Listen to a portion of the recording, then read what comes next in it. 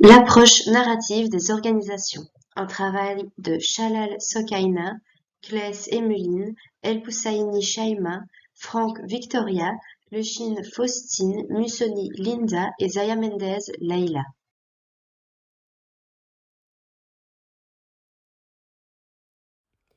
Bonjour à tous, nous sommes le groupe 5 et nous allons vous présenter un article sur l'approche narrative des organisations par Nicole Giraud. Dans cet article, Nicole Giraud aborde l'analyse narrative des organisations en se basant sur la littérature anglo-saxonne. L'article est divisé en 3 grandes parties. La première partie nous donne une définition double de la narration, d'une part comme un produit et d'autre comme un processus. Cette partie traite également des usages variés de la narration et sera expliquée plus en détail par Victoria et Sokaina. Ensuite, pour la deuxième partie, Shamaye et Leila vont nous expliquer les 5 différentes perspectives de la narration. Donc, on a tout d'abord la perspective fonctionnaliste, la perspective interprétative, la perspective processuelle, critique et postmoderne.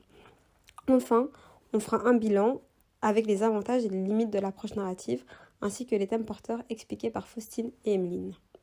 La première partie de l'article s'intitule « Narration et organisation ». Elle contient 3 sous-points. Tout d'abord, le paradigme narratif pour étudier l'organisation. Dans les années 80, Fisher s'est intéressé à la notion de narration dans la littérature anglaise. Il se rend compte de l'importance qu'elle détient dans le quotidien de l'homme et met en avant ses caractéristiques. La narration se doit d'abord d'être plausible. Elle doit reposer sur des faits qui lui paraissent vraisemblables.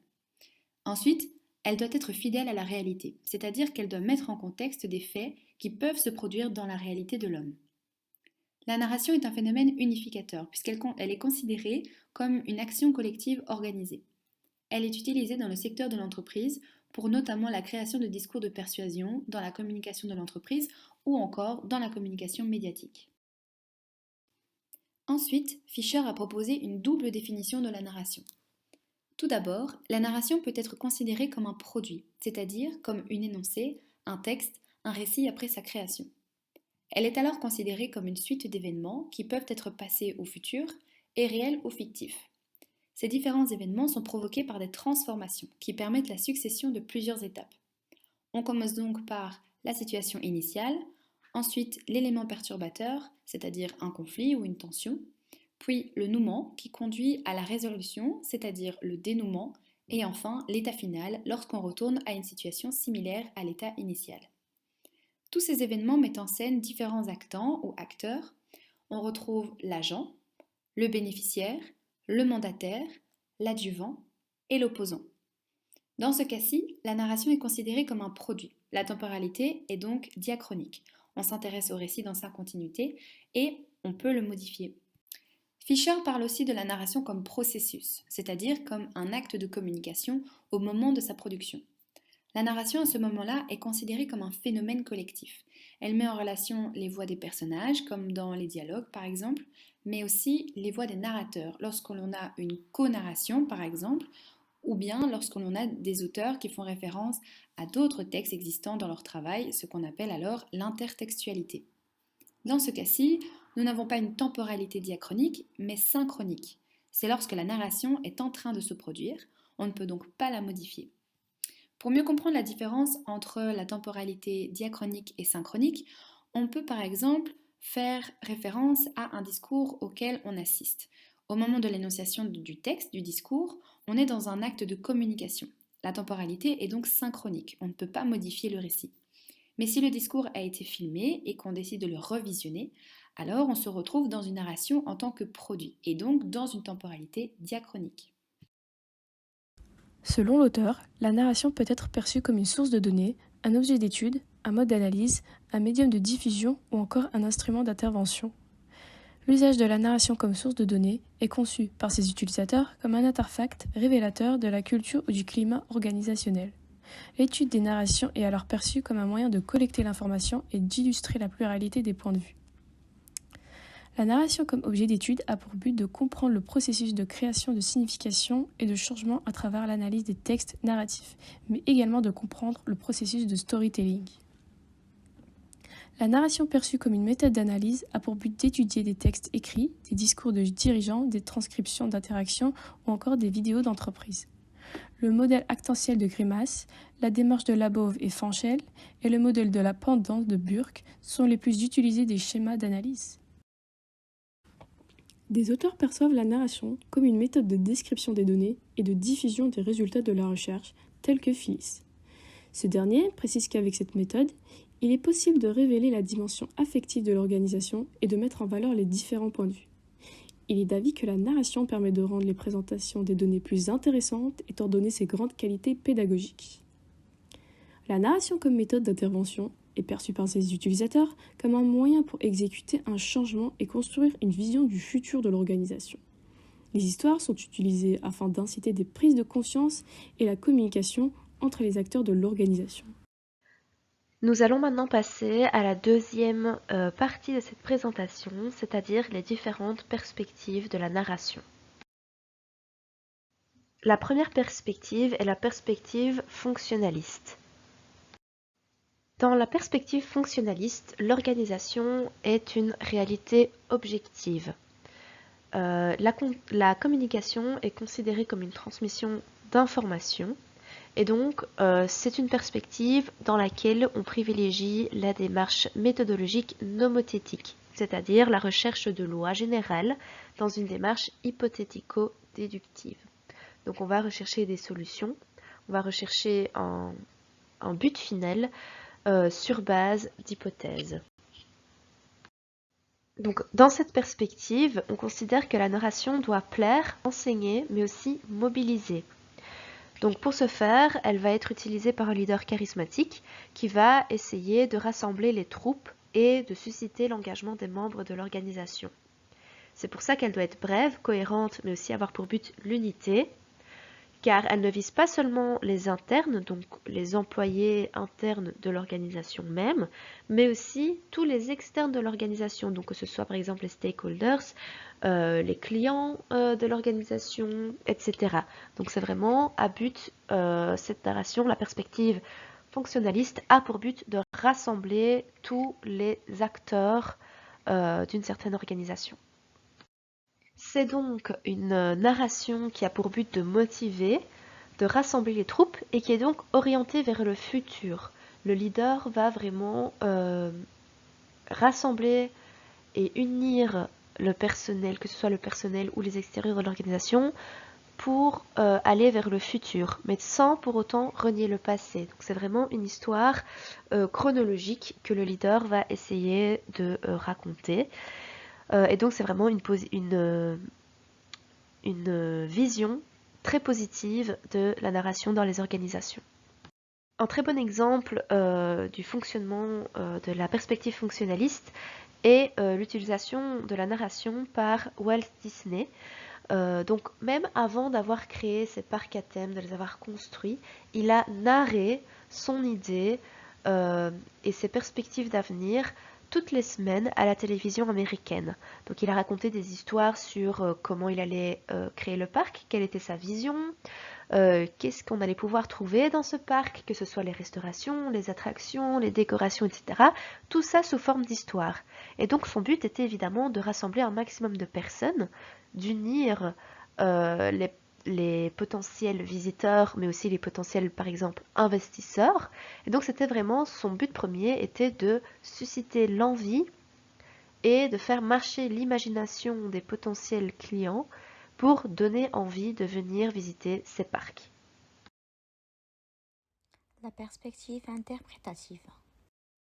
L'organisation, c'est-à-dire univers subjectif dans lequel on s'intéresse aux représentations des acteurs. La narration est conçue comme des cadres d'interprétation à travers lesquels les actions et les événements acquièrent leur signification. Donc, il devient un médium de partage des traits distincts de la culture organisationnelle à mettre en avant les valeurs centrales, communes, mais aussi les différences. Donc, c'est un point de vue positif de la narration dans les organisations.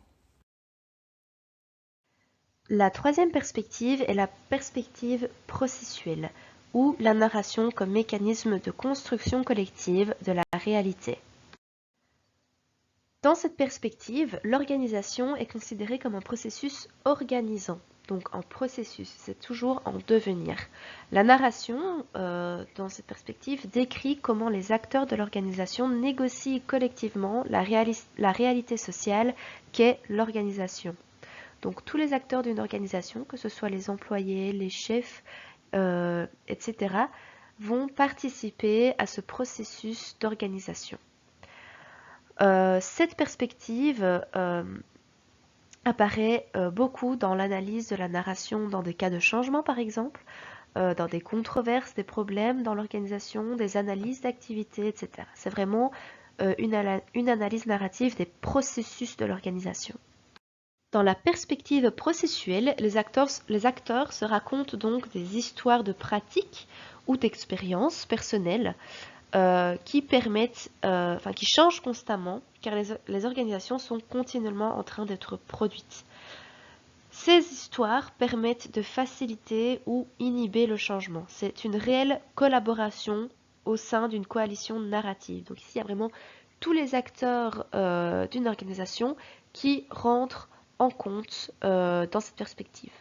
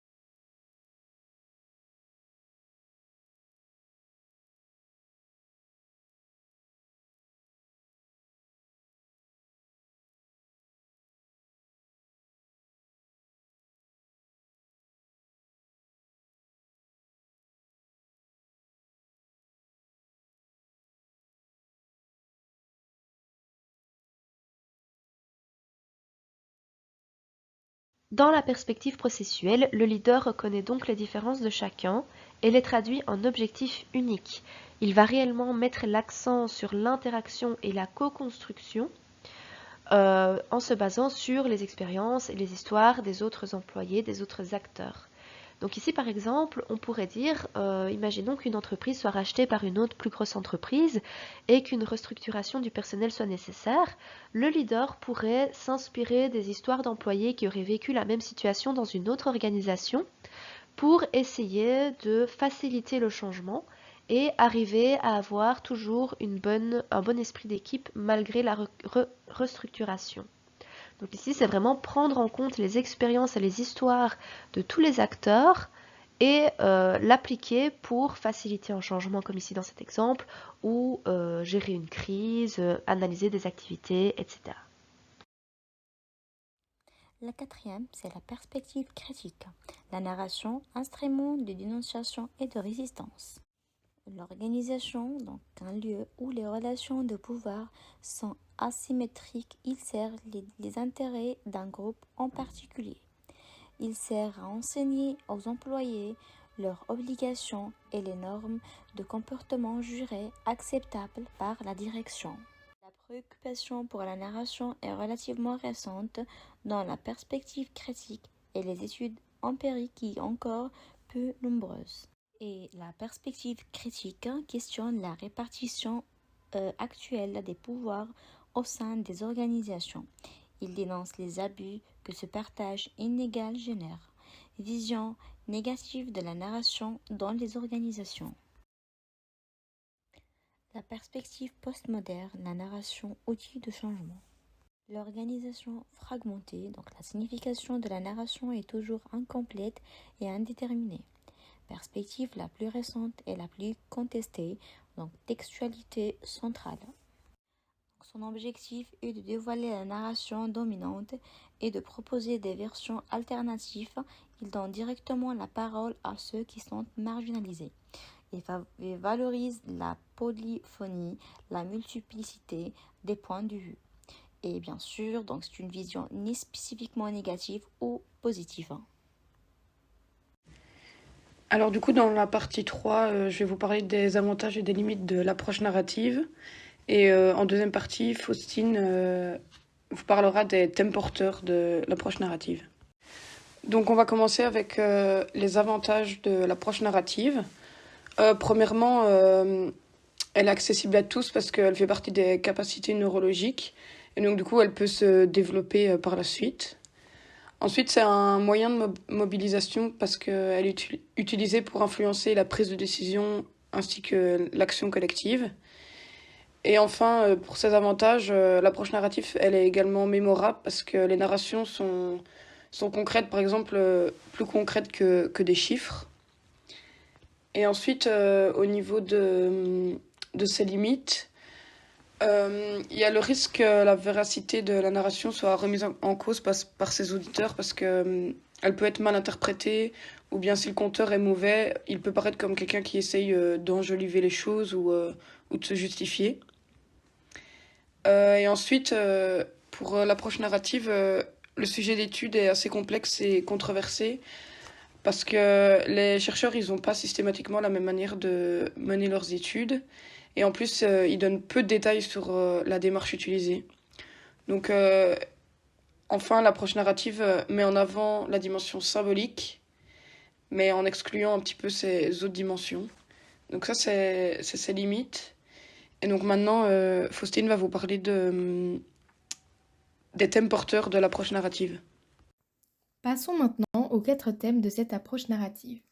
Ces 4 thèmes permettent de définir des pistes pour cette recherche. Ces 4 thèmes sont l'identité narrative, la narration collective, la narration réflexive et les changements par la narration.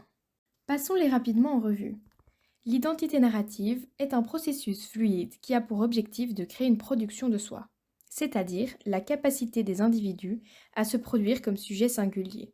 C'est notamment utilisé en thérapie. La narration collective, quant à elle, permet le développement communautaire. Le groupe crée des scénarios collectifs et se crée une identité. La narration réflexive est un moyen de partage et de compréhension. Cela permet au groupe de réfléchir sur des éléments passés ou futurs. Cela évite tout simplement de commettre des erreurs. Pour finir, le changement de narration est la capacité d'inventer une nouvelle trame narrative. C'est un processus de coactivation collective. Il permet de générer de nouveaux scénarios d'action.